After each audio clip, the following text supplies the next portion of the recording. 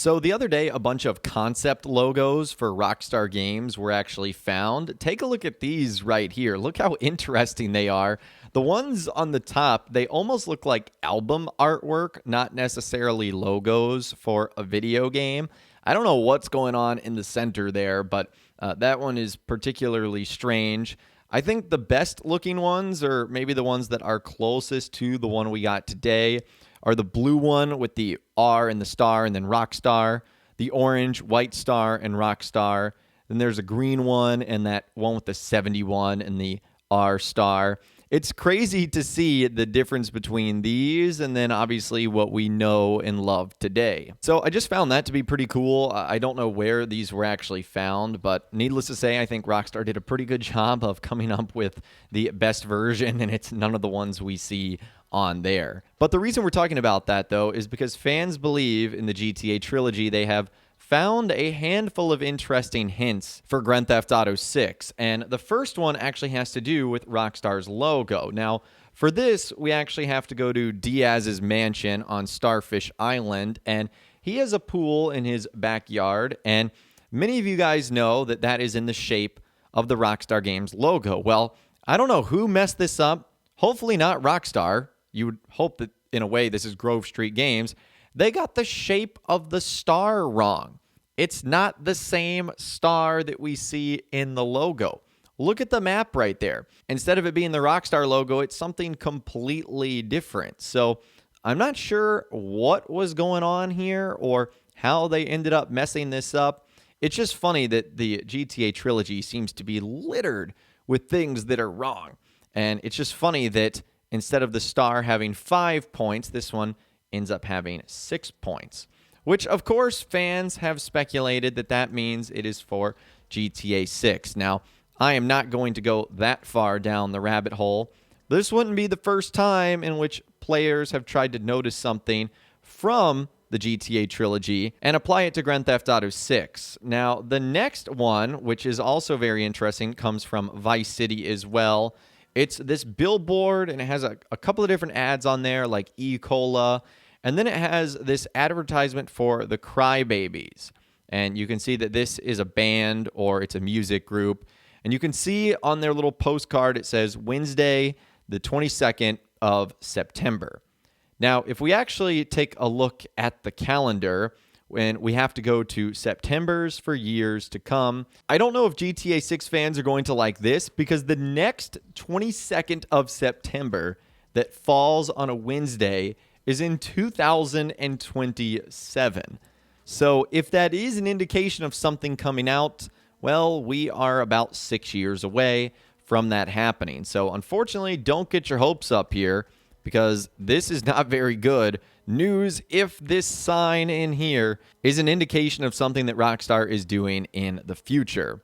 Again, many people believe that it's GTA 6. I am being very skeptical on that front. And another thing that we've talked about in previous videos is the See You Soon sign in Grand Theft Auto 3. A lot of people are looking at the logo on the plane, which is Fly US, and instead they're looking at it like Fly U6. Believe it or not, that's what people are actually looking at. And I can 100% tell you guys that this is definitely Fly US, not Fly U6. I think people are reaching way too far. That wouldn't even make sense. Fly U6. I don't know what that would possibly be about or what that would reference, but this is just a parody of one of the in-game airline brands that we see in real life. So I don't know why people are making that assumption, but it is something I've seen people talk about over the last couple of days. Now, speaking over the last couple of days, we also touched on yesterday that there was this big leak that essentially said on the 23rd, we are finally going to get a teaser for GTA 6 with a logo on their social media and Newswire page. Well, obviously that did not happen. So unfortunately for anyone waiting on the 23rd to deliver them some good news, that did not end up happening. And a handful of the other things in the GTA trilogy don't seem to be manifesting anything else as well. So unfortunately, I just don't see any connections here to GTA 6. The only connection that I do see is that potential photo that can be found in the Lil Probe Inn, the one with like the White House that looks like it's located in Florida. there haven't been any updates to that. The only thing you could say there is that it has gotten a lot of attention. I mean, huge video game journalists have talked about it. IGN, Games Radar, GameSpot, Kotaku, they're all ending up writing about this, which is really cool because I do believe that this could be a subtle tease for the next GTA game. And last but not least today, kind of on the GTA 6 front, only because this guy and his music has been so heavily rumored to be the GTA 6 theme song, and that is The Weeknd. I can't tell you how many times I have seen The Weeknd be associated with GTA 6. Now, I will admit, in one of his TikTok music trailers or something like that, someone did end up writing a GTA 6 comment, and it was officially featured in his video. A lot of people ended up talking about that. He actually did an interview with Complex Magazine where he said Grand Theft Auto Vice City was his inspiration to a lot of his music, which was kind of cool. So this is his exact quote. He says, Grand Theft Auto Vice City really opened my eyes to a lot of 80s music. So there was a nostalgia for when I was a kid playing video games and listening to Hall & Oates and Michael Jackson while driving through the city.